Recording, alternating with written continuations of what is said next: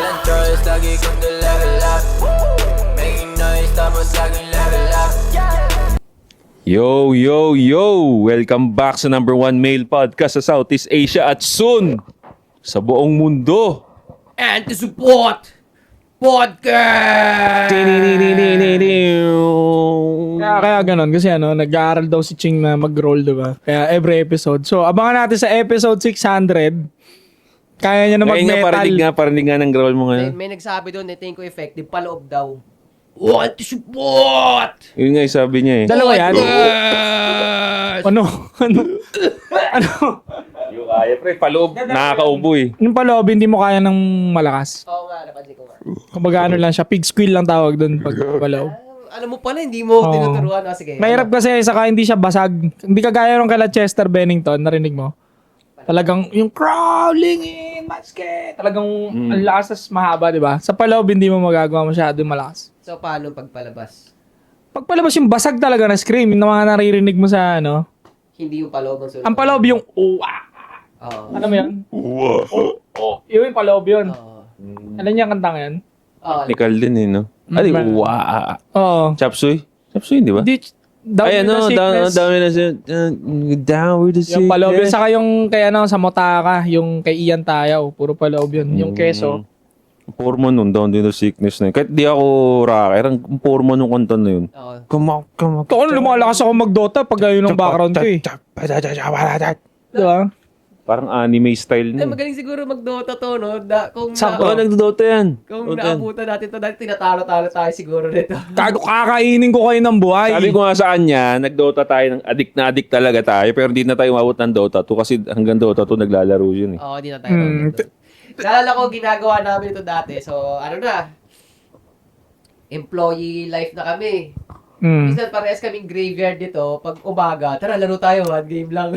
Pampawala na ng stress, no? Oh, nakaka-excite talaga, pero alam mo ginagawa. Kasi may halong pikon, isa pa, magagawa. Sige, isa pa. Minsan, alam niyang iisa pa ako, tatakbo niya. Sige na, mabay na. Nagawa one kami na ito eh. Ang inan yun eh. Nakakatawa yung mga panahon na yun, putang inang yun. Ano yung nagamit nating app nun? Yung pang online dati? Garena. Garena, putang ina, ang daming Yung quitter. Heroes of the World yung huli natin nilaro, di ba? Con, maganda rin yun. Sa Garena. Tang inang daming quitter sa Garena. Oo, Tunnel pre. tunnel po. Gaganon ka pa, di ba? Di ko alam yun. Ano ba gagawin sa tunnel? Para hindi ka masyado malag. Bigyan ka ng ping, gano'n? Anong tawag nun? Ganun. Sobrang, May Garena pa ba ngayon? Yung nilalaro yung Dota 2, ano ba yun? ano na siya, Steam na siya. Oo nga pala. Gago pre, speaking of Dota, nung high school ako, malit lang kasi school namin eh, parang per classroom. Isang section lang din. Tapos, parang 30 to 35 lang ang bawat isang classroom ng tao. Oo. So, magkakilala lahat. Tapos, kilala din nila ako na talagang sobrang addict ko mag-Dota at naipagpustahan kami sa public school, pare. Oo. Nag-aambagan yung mga estudyante, gusto makisalo ng pusta sa amin. Umaabot kami ng 2,000, 3,000. Isipin mo, maliit lang kami ng school na yon. Oo. Yung estudyante ka, konti lang pera mo, mapapaabot namin ng 3K, pare. Pero support din talaga yung mga klase mo eh, no? Eh, madalas manalo eh. Kaya pala. Kumbaga, sa apat na pusta mo, parang matatalo ka isa. Parang gano'n yung guaranteed ng percentage ng laro namin nung high school kami. Anong, Ganun, 3v3. anong position na, Mid, 3v3. Mid ka? Hindi ko yung carry ka pala. Hindi. Ang carry usually doon sa baba sa safe lane. More on... Sa 3v3 kasi Joseph, lahat kayo carry sa 3v3. Kasi bawat isang lane, 3v3. isa lang, di ba? Walang support masyado. Unlike Okay. pag 5v5, may dalawang support. 3v3 yung nilalaban ninyo. Ang pangalan ko doon, Soy Sadaw. General lang Soy Army. At nasa magsasaka pa rin puso ko. Yun pa rin, no? Agrikultura tayo. Joshon Point para sa lahat ng social media. Kung gusto mag-amoy bad boy ng may class, mga perfumes natin, lahat available sa TikTok Shop. Pumasok ka ng sports, lagi mo tatandaan yan. Kung lalaki ka, mag-sports ka. Ting! 8 assets sa lahat din ng social media. Happy New Year sa inyo. Mag-combat sports na kayo. So, New Year na, di ba? New Year. Pero medyo delay to. So, pero feel nyo pa rin naman nila yung New Year, di ba? Oo, January feel pa yan, na. feel pa yan. January 4? January 4 pa lang eh. Sa yung solid fan natin, alam nila kung kailan nga yung upload. Ay, pala. Kailan yung palit ng upload. Ah. Next week pa yan. Wow, ganun. Bilang, no? Kasi, dyan sa doon sa may Parañaque Better Living, malapit dun sa may Mary Immaculate Parish. Malapit lang dito yung Better Living, di ba? Nasa loob na ito. 20 minutes. Bakit? Wala. 20 minutes. Huwag na natin pag-usapan yan. Bakit? Anong meron? Bakit ano ba meron? Hindi, wala lang. Ano yung news mo pala? Yun Sabi nga, mo? pupunta nga ako sa... Ayoko nga maliko yung usapan Oh, kasi okay. importante yung news eh. Diyos kasi. Para sa Kasi, mga sellers, Shopee, Lazada, merong drop-off dyan sa may Mary Immaculate Parish. Malapit dyan sa may Mary Immaculate Parish, sa Better Living. LV Trading ang pangalan. Merong drop-off doon. Nagbigay sila ng ampaw eh. Binagbigay ng ampaw, Uy, gogo. pare. Oo nga, totoo. Hindi mo pa nabubuksan? nagbigay ng ampaw sa atin? Oo, nagbigay ng ampaw. Talaga? Bakit daw? Anong reason? bakit daw? Check. Kasi nga, binanggit ko sila dito sa... Nabanggit mo ba sila? Ha? Nabanggit mo ba sila? Ngayon pa lang. Ngayon pala. LV Trading nga. Okay. LV Trading. So, thank you so much. Thank you so much. Di ko alam ano ba, red card. Usually pag sa China, pre, pag inabutan ka ng neto, hindi good news yun. Sa F4 yun eh. Sa F4 yun, pre. Gagi, Sa ang atin, power good naman news. yan. Tingnan natin. Okay lang. Sige, tingnan natin. Silipin mo lang. Hindi po lang. Uy, tang ina pare. Oh. Pop! Oh! Paldo! Paldo, bro. Thank you so much. Thank you so much. LV Trading. Yan. Basta pag seller ka, Shopee, Lazada, Ninja Flash, may drop-off hub sila dyan sa Better Living Parañaque, malapit sa Mary Immaculate Parish. Ano sila? Logistic? Logistic. Yeah. Okay, shoutout sa LV Trading O yun sa mga may business dyan, no? So, try nyo yun, LV Trading dito sa My Better Living daw. Nag-Google Maps naman Parañaque. yun, di ba? Nandun kompleto. Ayun. May Google Maps. Ano yung mga services nila maliban sa ano? Yun lang talaga. Yun Logistic. lang. Shipping Yun lang. sila. Shipping. So, kunyari, ito, business ko, may nag-order sa ano, yun yung pwede nilang asikasuhin. Sila maghahati doon. Ganun. Ngayon, di ba, ikaw, seller ka rin. Pero kaya hindi ka nila target kasi malayo ka eh. Alaman, pumunta ka pa dun para mag-drop lang sa kanila. So, sa mga taga-Parañaque, pwede. Taga-Parañaque. Better Living. Kaya ini-specify ko na sa Better Living. Sa mga taga Better Living dyan na may mga business e-commerce, type and shit, dito tayo sa LV Trading. LV Dito tayo Trading. mag-drop off. Safe, garantisado na yung mga package ninyo, walang gas-gas, iingatan talaga. Oo. Hindi kaya sa ibang nanira pa. nako. Nanira Hindi, pa. TikTok lang. Hindi tayo naninira. Ito. Marami ng issue ngayon. Hindi na natin papangalanan mga specific na ganyan din ang business. Binubuksan yung item, pre, pinapalitan. Lalo na pag mahal. Pag mahal daw yung item, ganun, binubulat-lat, binubuksan, tapos pinapalitan. Nakikita na sa TikTok yun ah. Pinapalitan ng bato. Kaya siguro may hollow blocks na nare-receive yung iba. Yun nga. Totoo yun. Tarantado. Totoo yun. Sa LV Trading, hindi mangyayari yun, par. Hindi mangyayari yun. Hindi mangyayari yun. Kilala ko yung mga yan. Oo. Better Living Parañaque, gusto nyo maingatan yung package ninyo talaga, garantisado makakarating ng buot, walang gas-gas, LV Trading. Wala nang iba pa. Maraming salamat sa tiwala, no? Ay, marami na magtitiwala sa inyo dahil marami nagtitiwala dito sa channel natin. Salamat sa paampaw. Grabe, ang dami naman nito. Nag-effort pa kayo. Thank you so much. Thank you so much. Grabe. So, speaking of pagkakatiwalaan, pare. No, ito na naman. Isang pinagkakatiwalaan ding pare, influencer sa nationwide to, ay worldwide. Worldwide, pare. Kilala nyo naman yata si Kai Cenat, di ba? Kai Cenat? Kai Cenat. Yung best friend ni iShowSpeed. Best friend ba sila? Hindi Di ba? tingin ko di sila mag-best friend. Pero Lagi kasi sila nagko-collab dati, pero di ba? nagka-collab din Oo. talaga sila. Parang kasi yun usual na gawain yun pag Twitch streamer ka. Collaboration talaga ang game doon para mas mabilis ka umangat. Yun, pag sinabing Kai Cenat, parang same level ng fame ng iShowSpeed. iShowSpeed, Parang ganun no? eh. Tama. Yung ko lang. Kay Kai Cenat, nagpa-event siya, tapos parang sinabi niya mamimigay siya ng, hindi ko alam kung anong gaming console yun, kung PlayStation. PlayStation 5. Di ba? Nagkagulo yung mga tao. Tapos, di ba? Inano siya ng mga polis nang dahil doon. held responsible siya nun dahil dun sa kaguluhan na yun. Siyempre siya nagpa-event eh. Tapos Bro, pagka siksik nagkagulo, yung mga ikaw tao. talaga. Kasi parang ano lang siya tol eh. Parang parking lot lang siya, nagbato ng mga gamit, di ba? Parang nasa truck lang siya, parang ganun. Malamang hindi niya pa kinausap yung doon, otoridad doon. Kasi usually pag magpapa-event ka, dapat may heads up eh. Oo, parang may security ka, di ba? Hindi naman natin pwedeng sabihin na hindi niya alam na ganun karami yung darating na tao. Hindi, oh. Di ba? Creating drama din, kumbaga. So- Maganda sa internet yun eh. Kaya responsable din talaga siya. Pero yun nga, kaya gusto ko siyang i-brought up, pare. Kasi again, this proves, no, again, that red pill will not die, is not dead because isang mayaman na pare, successful sa napili niyang career which is Twitch. Di ba? Pare, mas mayayaman yun sa mga businessman dito sa Pilipinas. Sa Real talk Twitch? lang. Kung Twitch ka, Palagay mo parang mga 30 makagago. Yung kinikita nun. Mayaman kasi talaga yung streaming sa ibang bansa, di ba? dollar din kasi. Daming fan. Tsaka iba, ang sa Twitch kasi, maliban doon, di ba, sa YouTube, umaasa tayo sa YouTube money. Di ba? Which is okay naman na. Sa kanila kasi may Twitch money at the same time yung subscription pa. YouTube donate pa. Oh, ang dami. Dami. Lahat ng platform. Tapos dagdag mo pa yung mga product pa. Kasi inano rin siya may binigay siya ng sapatos ng Nike, di ba? Endorsement pa. Endorsement. Dami. Dami pre, ang lakas nila.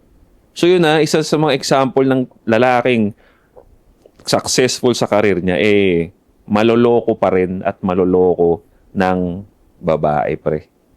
So yun nga yung nabalitaan natin na yung girlfriend niya daw ngayon, nag-cheat, sumama sa isang, I think that's a Kaya rapper, ito diba? NBA Youngboy. Oo. Di maangas din kasi yun, pre. Bad boy yun eh. Oo. Bad boy. Diyan durog ang mga streamer. Wala sila yung streamer na masasabi mong maangas. Kasi yung ganong line of work, hindi siya pang alam mo yung pang lifestyle na bad boy na shit. Oo, at the same time kasi pare, ano bang tingin nyo kay Kaisenat? Sige nga.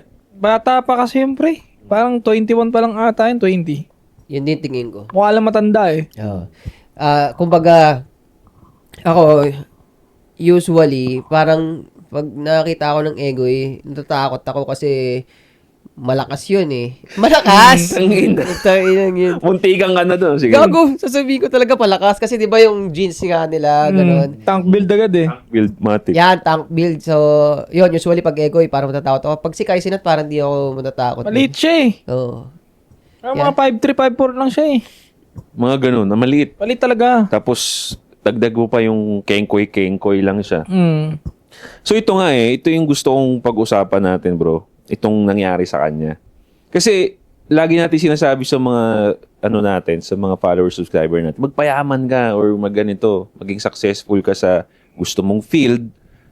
But, ano ba sa tingin ninyo yung pagkukulang ni Kaisenat? Bakit hindi niya nabasa or hindi niya nahuli itong babae na to na magchichit pa rin?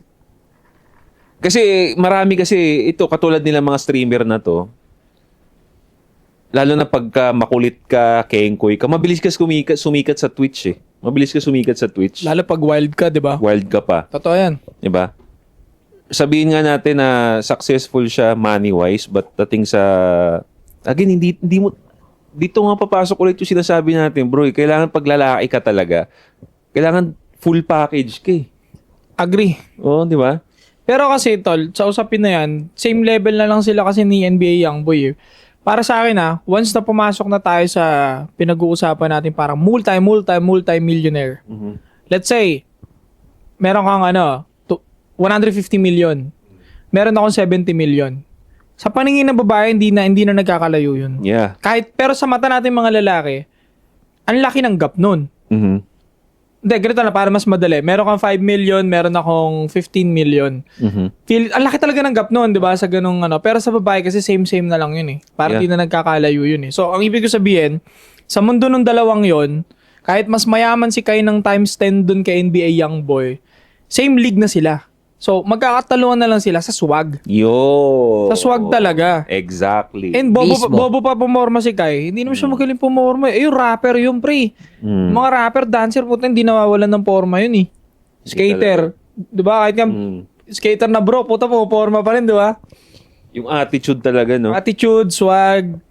Ang mahirap pa diyan, ang winawarningan na nga to dati si Kai Sanat ng mga influencer katulad natin mga nasa red pill content or hindi man red pill but self-improvement content. Winawarningan na si Kai Sanat na yung girl na yan is hindi maganda yan. May red flag nang nakikita sa kanya. Number 1, na red flag nakita doon sa babae, influencer daw kasi na babae. So, ako real talk pare sabi ko nga nasabi ko na to sa ibang video ko. Pag ako lalaki na may choice, so may pera ako. Kasi pag ibig sabihin ng lalaki may choice, may pera ka, may resources ka, may itsura ka, may forma ka. Ganon, di ba? So kung ako may lalaki ako may choice, number 1 kong iiwasan talaga pagdating sa seryoso ang relationship. This is gonna be a hot take, but influencer na babae, pare. Influencer na babae. If I would have a choice, kasi ako may pera naman na ako eh. May influence na rin ako kung sakali. Katulad ni Kai Sanat. Ihalin tulad ko lang yung buhay ko. Kunyari lang Kasi mamaya may mag-comment na naman dyan. Hindi ka naman kabapo, hindi ka naman mayaman. If I were Kai Sanat. Tangina, Kai Sanat ba gwapo ba yun? No. Hinginan nyo mas gwapo pa si Josh doon, di ba? Tangina tsura ni Kai, pre. Di ba? Iiwasan ko yung influencer na babae, pre. Unang-una, bakit? Bakit nagiging red flag ang influencer na babae? Di naman lahat. O, hindi lahat. Pero yun na nga time and time again, laging mga influencer na babae nag-cheat sa mga kapwa nilang influencer na lalaki. Diba? Sila yung nakakagawa lagi ng ganun. Oo. Bakit? Number 1, gustong-gusto nila ng drama eh. Influencer, gagawa sila ng drama. Siyempre, bakit?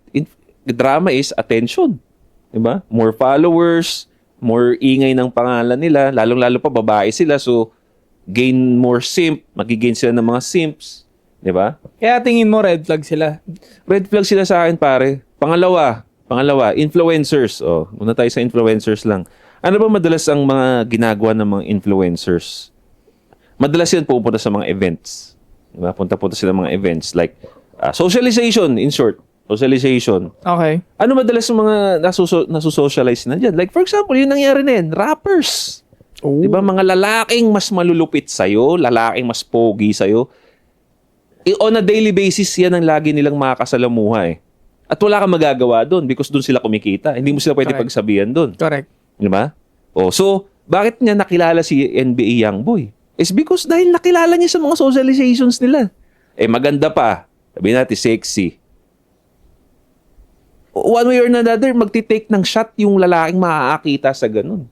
So ano dapat? Huwag niya nang dalhin yung babae sa mga gathering. Huwag dalhin, pero dun kumikita yung babae. Ang gusto kong gawin ng isang lalaki may choice, hanggat maaari, iwasan mo na lang yung mga ganun. Huwag ka na mag-date ng... Again, may choice ka nga eh. Pwede namang hindi mo kunin yun. Pwede, kahit yung babaeng nasa McDonald's na maganda, sasambahin ka pa nun dahil putang ina isang sikat na lalaki, pinatulan ako. Correct. Kaysa dun sa ganun, may clout yun eh. Kumbaga, ikaw, dahil pareho kayong may clout, ikaw, normal ka lang sa kanya. Tsaka naboost niya kasi yung clout nun, pre. Ayun na nga. Kaya, diba, nagkaroon siya ng clout ngayon. Na-boost, sumikat lalo yung babae dahil sa kanya, all in all, lumaki ulo. Sinama niya pa sa mga streams niya, pre. Yeah, nagkapera, streams niya. Kaya Saka, ayaw doon niya kasi bilan ng G-Wagon. Tarantado, di ba? Tang-ina niya. Ay, nako. Tignan mo. Hinihingi yung G-Wagon na para bang puto bongbong lang dyan sa labas. Bilhin mo nga ako nun. Tangina mo, puto bongbong, bilhin ko yan. Kahit 10 yan. Busin mo yan. Mura lang yan eh. Alam mo, What's pre, with, pare, ito question ko sa mga girls dyan. No disrespect. Ito, question ko lang to. Bakit ang hilig ninyo sa G-Wagon? Pangarap ng karamihan ng babae yan. G-Wagon. I think especially sa Western. Sa Pilipinas, parang tingin ko Honda Civic lang, masaya na sila eh. Hindi, dito sa atin, pick up. Ford, Pickup, Ranger, or... yun ang pangarap nila. Okay. Pero tanong, bakit G-Wagon? Again, nagigets ko yung but ewan ko, lagi silang ganun. wala, sumasabay lang sa Yun na kasi, pre, mahal naman kasi talaga ng G-Wagon, pre. Ang magkano yun, tol?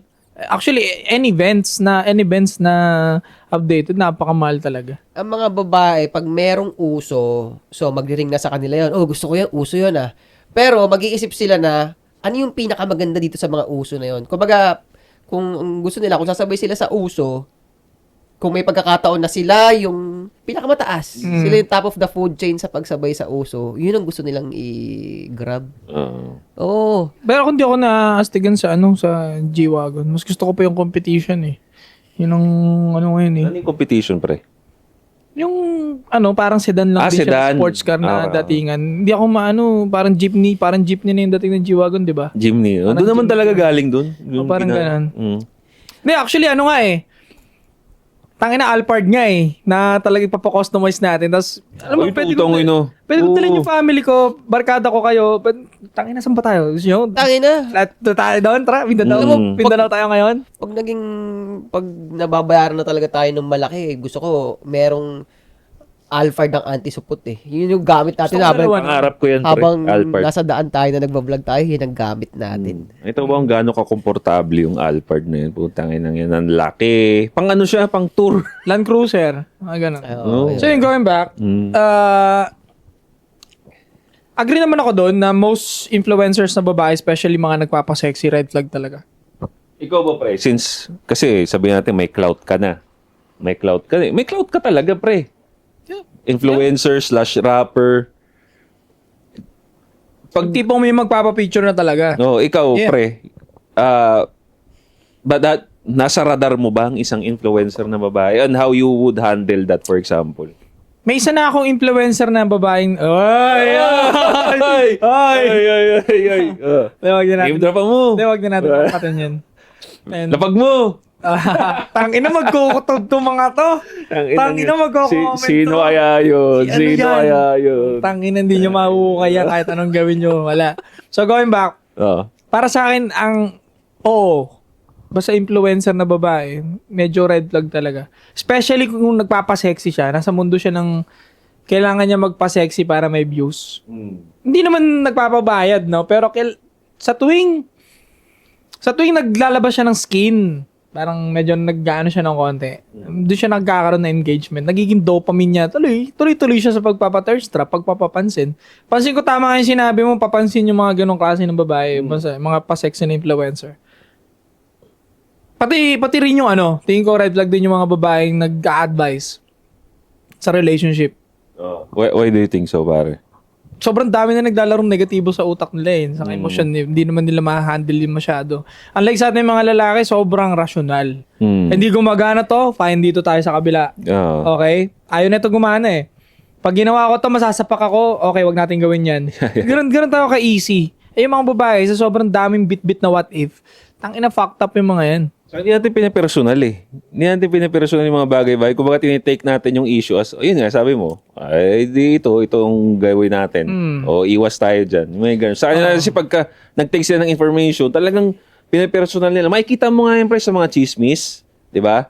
O, tignan nyo lang yung mga artista na chismis. O, tignan mo yung mga nasa comment section. Babae, ang haba nung mga, sila yung madalas mahaba yung comment sa mga posts. Kasi invested sila dun sa relationship ng mga artista na dapat hindi naman. Totoo yan. Diba? So, yun. Ako isang reason kaya agree ako doon sa red flag yung nag-advise, yun yung something na hindi maganda. Ako ayoko talaga makinig sa mga babae, magbibigay ng advice mga babae. Tangina, misogynist to. Tangina. Ayoko, wag kayo bakit? makinig. Sige nga, explain mo bakit. Huwag kayo makinig, lalo na pag bobo yung babae. Kasi, kung may nabasa sila, ganyan, may nabasa sila, or mga anggulong na patunayan na ng mga lalaki na tama yun, na totoo yun. Tapos, syempre, mag-resonate sa kanila yun. Oo nga, tama nga yun.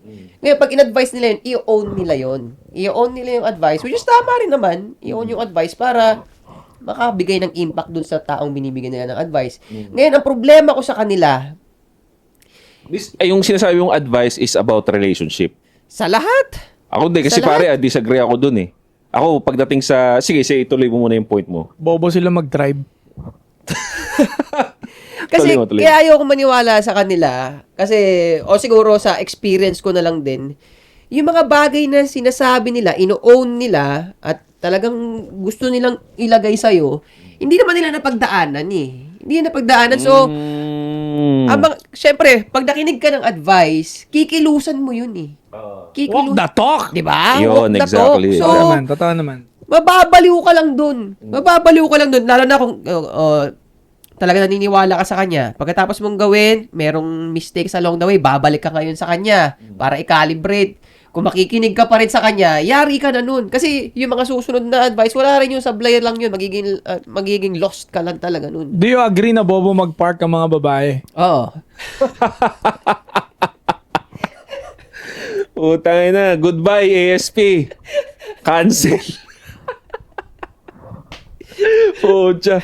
Ito, anuin ko lang. No? Sige, Kasi oh. ako... Pag may babaeng may kotse, bago nyo syutain, check nyo muna yung mags. No? Okay, bago mo pahiram yung kotse mo, okay? Check nyo yung mags ng kotse niya. Pag puro tama na, puta ka na, yari ka dyan. Minsan nga sasabihin dun sa mga nag-buy and sell, di ba? Para daw mataas yung benta. Sabihin ba ba? Lady on. O lady owned. Ay, oo Puta, hindi nga eh. Dapat nga hindi.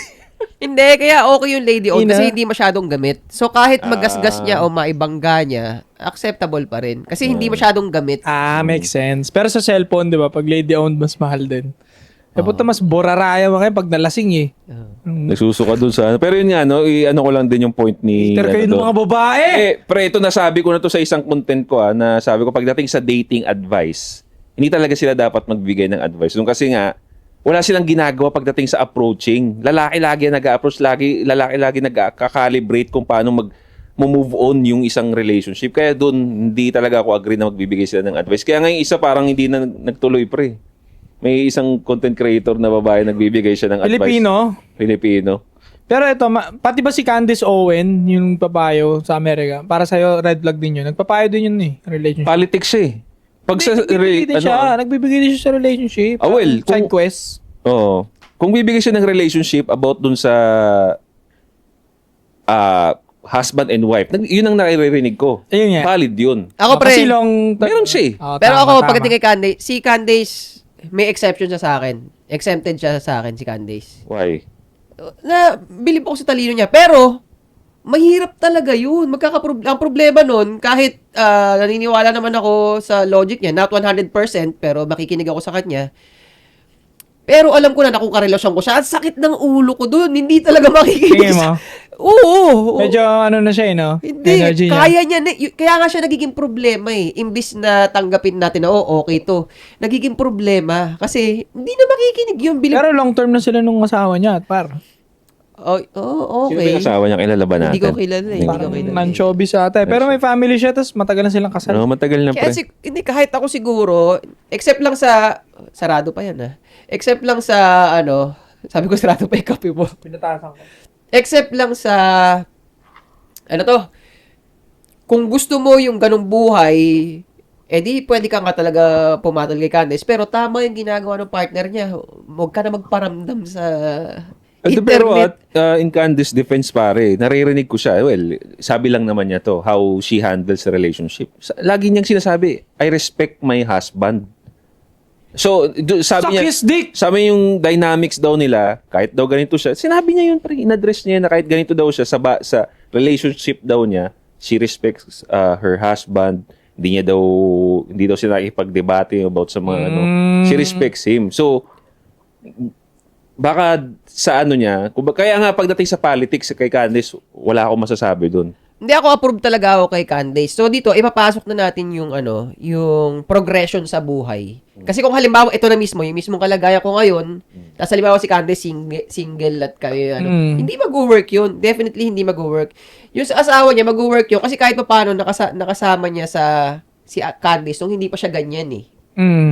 'Di ba? So, yung progression nila okay. Okay naman kasi ganito siya eh. Okay lang naman na sobrang talino na babae, basta yung lalaki sobrang talino rin.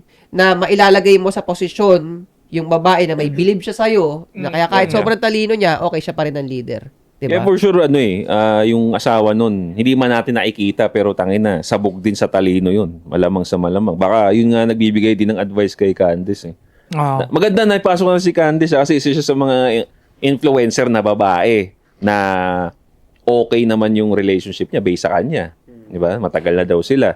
Why? Bakit nag-work? Kasi nga, nagkakilala sila nung niya, husband niya siguro before her fame. So, pag mga ganun talaga, may exemption na nag-work eh. Kasi kilala nyo na yung isa't isa, kumbaga, walang ego. Diba? Tsaka kung magiging specific din naman si Candice kasi na family ang sentro niya. Okay siya na mag-alaga ng bata, maglinis ng bahay. Hindi naman siya katulad ng maraming mga babae na pinaglalaban na feeling nila, hindi nila dapat ginagawa yung ganun eh. Diba? Yun Kung na. nakabubuan yan. Ako kaya nga, umabot ako sa punto na putik, kahit ata paglilinis ng bahay, hindi na rin ako maniniwala na ang babae mas magaling sa akin eh. Kasi kaya ko gawin lahat yun. Masipag ako sa bahay, kaya ko maglinis ng bahay. So, di ba? Ang baba ng tingin mo sa mga babae?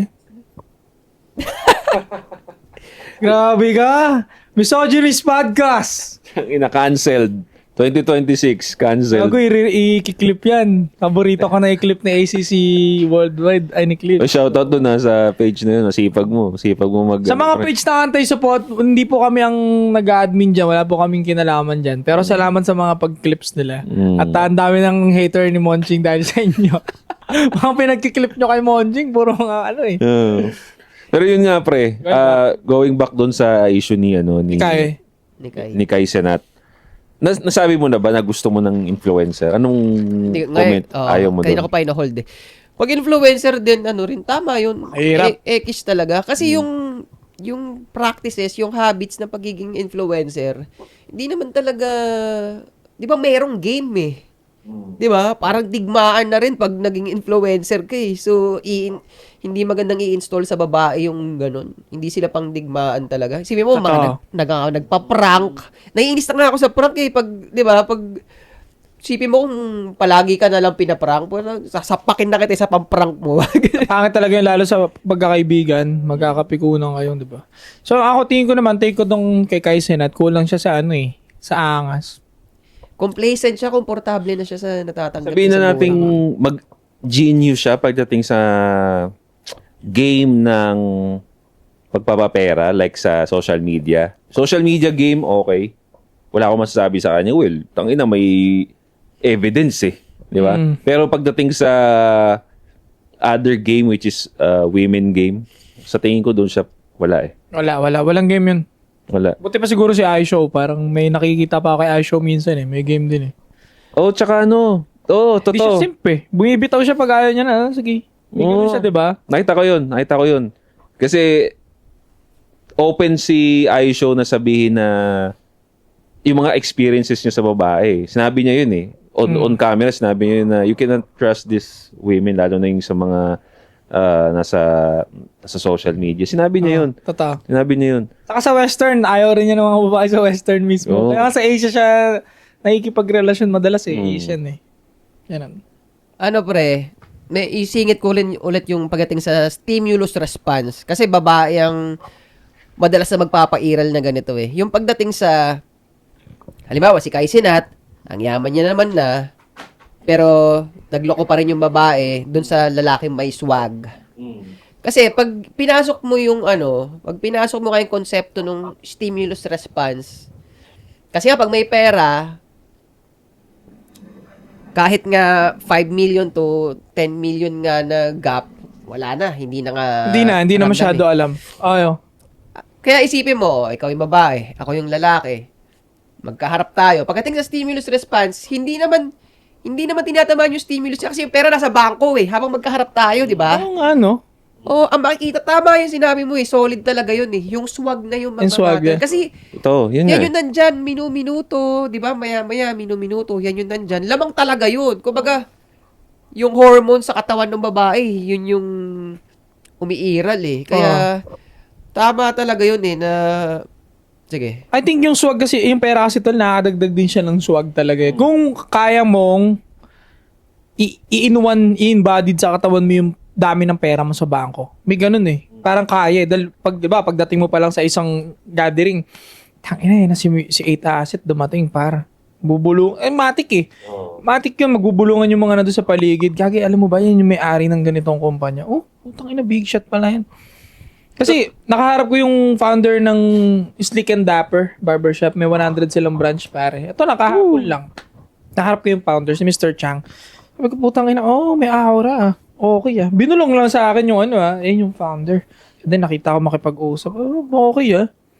Cool siya, tapos may aura. Naragang na-embodied niya yung ano. Parang ganun eh. Ito kasi si Kai, di ba, more on ano lang siya, happy-happy. Hindi naman niya na-embodied yung achievements niya, yung nagawa niya. Parang hindi niya na ano sa sarili niya. Paano ko ba i-explain? Basta, Ooh, hindi mo ramdam na ganun. Oo, Okay. oo nga. Mukha nga siyang, siguro, which is okay lang naman pagdating sa relationship. Para silang normal na mga bata na naglalaro Kaya nga lang. eh. Pero ako, ganunin mo ng kasing yaman eh, Kaisen ha? Tang ina nyo. Parang, okay. di ba? Ako yung elepante sa kwartong to pag pumunta ako sa gathering event. Kaya, Parang- mag-matter ulit yung sinasabi ko na spirit nga. Correct, Diba? correct. Kasi nga, yung mga pagbubulungan ka ng tao na, uy, mayaman yan. Totoo, ako, agree talaga ako doon. Pero, nangyayari lang siya pag nandyan yung maraming tao. Pero pag dalawa na nga lang kayo sa kwarto, ano yung presensya mo? Kung wala kang swag, di ba? Oo. Kung support yung spirit mo. Yun yung mga totoo. magdadala pag magkaharap na kayo sa kwarto eh. Spirit Yun. don't lie, di ba? Oo. Tama ka dyan. Di ba? Ayun, based sa sinabi nyo pare, nakam up ko tuloy na in Kaizenat defense naman, no? Siguro, dahil nga hindi siya nabago ng pera, may pagka-positive side din kasi nga, he remains humble after all ng mga achievements niya, after all ng mga pera niya. But, again, pwede kang, yung humble, talagang kailangan meron ka talaga niyan. Di ba? Hindi ka di mapunta yung pera sa utak mo para maging mayabang ka. But sa mundo kasi, pag sinaluan mo na ng babae, pag kayo mga tropa, humble ka, okay, good. Tama yun. Tama naman yun. Kasi mababadrip yung mga tropa mo, maliliit yung connection mo. Pero pagdating kasi sa babae, pagkaharap mo na yung babae, yung humbleness para sa kanila, sign of Weakness. Sabay sign pa of weakness tayo. talaga yun, pre. 'Di ba? So, doon nagme-make sense na si Kaisen na talaga pagdating sa women game zero talaga siya. While NBA young boy, putang ina, mayat-maya may binibenga yan, mayat-maya may nag-aagusto diyan na nawiwit yung babae. Doon sa bad boy talaga na I agree. alam nilang hindi sila seseryosohin, alam nila na alam na nila, take note mga pare alam na ng babae na hindi ako seseryosohin nito, but doon sila mas lalong nahuhook. Doon nagraran yung stimulus nga nila. So, lesson to sa mga nanonood dyan na okay, mag-concentrate tayo dito sa pagpapapera natin, which is what matters sa ating mga lalaki. But at the same time, wag din yung kakalimutan yung game sa babae, pre. Yung game, yung swag, yung forma, yung wag ka masyadong machat, wag ka masyadong marami sinasabi sa kanya. Tingin ko dun sumablay si Kai, madaldal din kasi yung hayop na nakikita ko eh. Tingin ko masyadong madaldal yun sa babae. Totoo, pre. Masyadong machat yun sa babae. Na which is hindi gagawin ni NBA. Para kasi madami nga ako eh. So dun sumasablay karamihan ng lalaki. Kahit ako noon, dun ako sumablay eh. Masyado akong machat, masyado akong marami sinasabi sa kanya. Binawasan ko. Talagang konti lang yung sinasabi ko. Mas gusto nila. Mas gusto nila, pre. Yeah, Doon correct. sila mas nagre-response eh. Kaya maraming may ayaw nung sinasabi natin. Like for example, wag mong masyadong bigyan ng attention yung babae. Wag mong ilagay sa pedestal yung mga babae. Maraming babae magagalit, misogynist kayo, ganyan. Well, based on the evidence, saan ba kayo nagre-response talaga? Sa walang Diba? pake. Sa walang pake. Diba? Kayo, ayaw nyo na sinasabi namin, but time and time again, saan ba kayo? Ayan ang mga evidence. Hindi naman lahat. Kaya nga, gustong gusto ka nang hindi mo gusto. Yun na nga. Kasi nga, di mo siya masyado pinapansin. So, mabalik na kay Kai, ang evaluation ko sa kanya, ang ano ko sa kanya, ang Parang, basta, ang tingin ko dun talaga sa sinablay niya talaga, is yun nga, baka masyado siyang maboka, masyado siyang machat, na which is hindi gagawin ng mga may swag na rapper dun sa America. Kaya para sa akin, ang hanapin na lang ni Kai, total ganun, kasi yung ilang taon na yan? 30s na rin ba yan? Si Kai, bata pa yun, pre. Ang bata pa ba? Going mid-20s pa lang yun. Pero hindi na para baguhin, masaya naman na siya eh. Island girl, kumuha siya ng island girl. Yung simple lang talaga na babae. Tuturuan niya ni iShow tingin sa ni Tropa niya si Duke, no? Bakit di man lang siya na si Duke parang sa tingin ko sa tropahan nila, si Duke Dennis. Parang yun yung pang may game sa kanila. Siya lang may arit. Ha? Siya lang yung may tira. Oo, siya yung may tira, pero parang Hindi mo mako-convert yun, tol. Alam mo yan, ilang tropa na Sabagay. sa atin ng tol, ganito gawin mo, ganyan gawin mo, parang nagsasayang ng laway. sa bagay, So tama. kayong mga red pill na mga nakikinig sa amin palagi at rational na rin mag-isip, magtataka ka, yung mga kaibigan mo, kahit anong paliwanag mo sa mga natutunan mo sa amin na alam mong tama, walang pakikinggan yung mga kaibigan mo na sarado pa ang isip. Hanggat di sila na nangyayari sa kanila no? Yung todong pain. Oh, yan. Baka malamang nangyari kay Kaysa na makinig na siya dun kala Doc na yun. Isa siya nagpa-open sa akin yung ano tol yung tangina na ubos pera ko talaga lahat. Ubos. Yun, dun ko hinarap na dapat magtabi. Wag mo na bumili kung hindi mo kayang bilhin ng 5 beses yan or at least 3. Pag sobrang gigil na ako talaga bilhin yung isang bagay, hindi, kaya ko nang bilhin yung 3 times. Sige, bilhin ko na yan. Parang ganon. So yun, nung dumating yun, dun yung sumampal sa akin ng rational na na pag-iisip na dapat maging rational na ako sa lahat ng bagay. Take it as a business. Ganun. Yun. Or, kung nakapili na talaga na sila na gusto nilang existence dito sa mundo, tapak-tapakan ng babae. Oh. Supot na tapak. Ulitin mo yung point na yung parang teka. Kaya lang, Oh. hindi sila makikinig, hindi nila maiintindihan yung punto natin kahit kaibigan pa natin sila. Kasi nga, tinanggap na nila na ang existence nila sa mundo para tapak-tapakan na lang ng babae. Supot na talaga. Sila na yung, baka nga hindi tunay na tao yan Hindi tunay na tao. mga robot yon. Ito ang itsura na supot. Tignan nyo yan yan ang wag nyong gagayahin. Tama. Baka hindi tunay na tao yun. Nakalagay daw sa Bible yun na meron, nakalagay daw sa Bible, hindi ko alam kung saan yung exact verse, pero may dumaan sa feed ko dati. Nakalagay daw sa Bible yun na meron talagang mga taong may mga souls na nilapag dito sa mundo na para maging robot lang. NPC, kumbaga. Oo. Parang may movie nga niyan pag sinusot nyo yung salamin, nakikita niya robot lang yung mga iba. Alam mo yun? Nakita niya reality. Di ko alam yun. So kung ganun nga, sabihin yung mga tolonggis na yun, hindi talaga sila human being. Tingin mo? Oo. May mga tao talagang not meant to change, no? Ganun. Parang wala talaga. Parang nandito lang sila para installan ng system. Ano lang. Ako naman, tingin ko na lang dyan sa part na yan, hindi natutuwa yung Panginoon kapag nakikita niyang ginaganyan mo yung sarili mo sa Pepe. Pag pinagmumukha mong tanga yung sarili mo sa babae, kakahabol or masyado mong ginugusto yan to the point na lolokohin ka, tingin ko hindi natutuwa yung Panginoon sa'yo kasi mukha kang gago Alam mo yun? Ginif nga tayo ng Panginoon sa pagiging lalaki natin. Lahat ng aspeto sa atin binus. Tapos tingin ko nga sa babae parang kinurse ito hot take to pwede nyong correcto, pero ganun ko siya tignan. Parang sinumpahan niya yung babae. Why? Lahat ng attributes na bagay na meron yung lalaki, puta parang binaliktad niya lahat dun So, tingin ko parang ganun Pero, ang boost naman doon sa kanila, pag nagsanib puwersa na tayo. Yung bagay na wala sa atin, napupunan naman nila. Especially yung feminine, di ba, na energy. Kasi yan ang mababa sa mga lalaki. Kaya nga kung titignan mo, Perfect combination. hindi, naalala ko sa sinabi mo na pagdating sa mga babae. Kasi sa kanila binigay yung sila yung vessel na para tumanggap ng comfort and happiness Na kung tatanungin mo mga tao sa mundo, lahat yun ang i-prefer. Yun ang gusto ng tao. But at the same time nga, hindi nga nila alam na pwede kang maging sumpa yun. Sa ating lalaki, di ba? Yun. Pag niyakap mo yung comfort tsaka happiness, sumpa sa atin yun. Totoo. Di ba?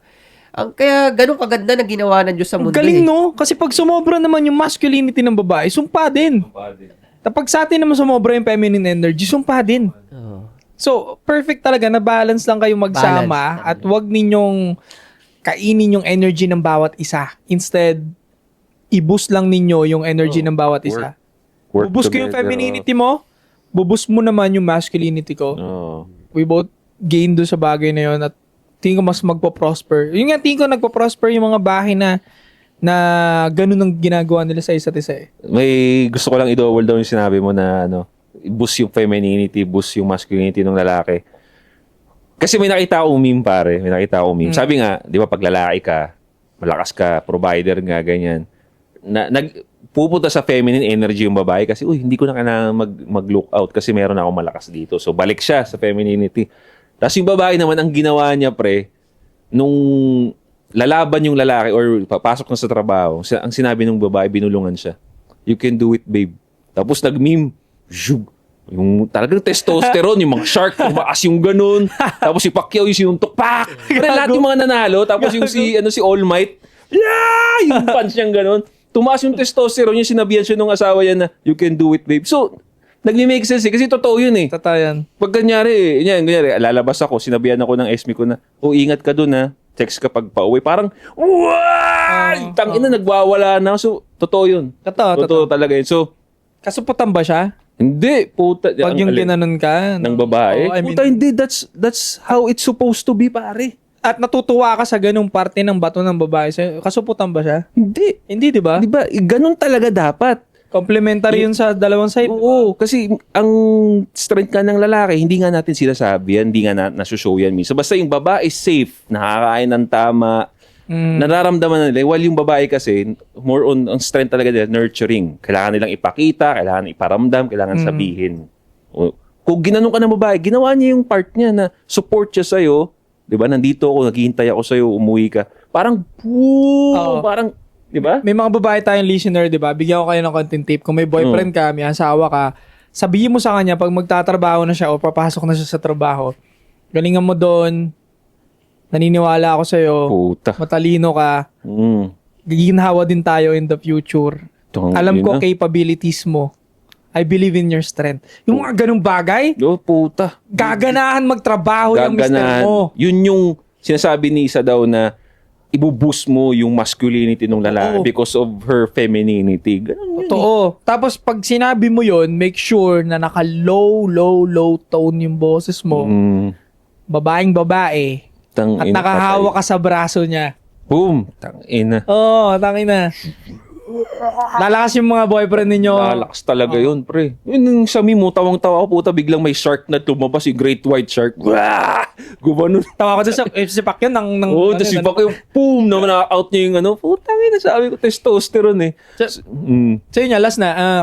Yun, kung gusto ninyong mas sipagin pa yung mga mister ninyo, boyfriend ninyo, ganun ang gawin ninyo. Boost nyo yung masculinity nila.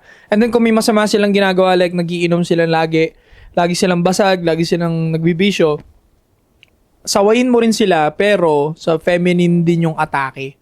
Kumbaga, femininity pa rin gagamitin mo. Pabulong, mahinang boses, malambot na salita, dahan-dahan. Mas makikinig yan kumpara sa sisigawan mo na, inom ka! Kasi insulto yun, pre. Well, pwede mo na ito sa ibang usapan. But, yun nga, insulto siya. Pag sisigawan mo yung lalaki, parang, ano ba, bata ba tingin mo sa akin? Totoo. Di ba? Hindi ka nakikipag-usap na matanda ako eh. Kasi i-depends nila, bakit bata kayo gumalaw eh. Tingnan mo, pangit nung perspective eh. Gusto ko yung sinasagot yung sarili mo Kasi inuunahan ko yung mga sagot. Sanay ako sa ganun eh. Nagbabasa ako ng COVID, ganun yung sagot. Kasi bata kayo kumilos eh. Tangina, yan ang pangit mong ano. Kasi bata ang tingin mo. Kaya sa tingin mo, bata kumilos. Kung tingin mo eh grown to, hindi mo sisigawan yun ha. Kasi matatakot ka eh. Di ba? Kaya mo lasing, sisigawan ka. Paano pagka ano yan? Tampigain kita. Oo. Diba? So, yun pare, no? Leave a comment down below kung ano masasabi niyo doon sa relationship ni Kai Cenat at doon sa ex-girlfriend niya nag-cheat. Baka hindi kami alam na alam ninyo, no? Bakit nagkaganon yung relationship nila. Yung sa mga Kai Cenat fan dyan, comment down below kung ano masasabi ninyo. Don't forget to subscribe, hit the bell para notify kayo sa mga bago nating videos. Anti-Support Podcast, magbabalik kami. 3 p.m. 3 p.m. gang.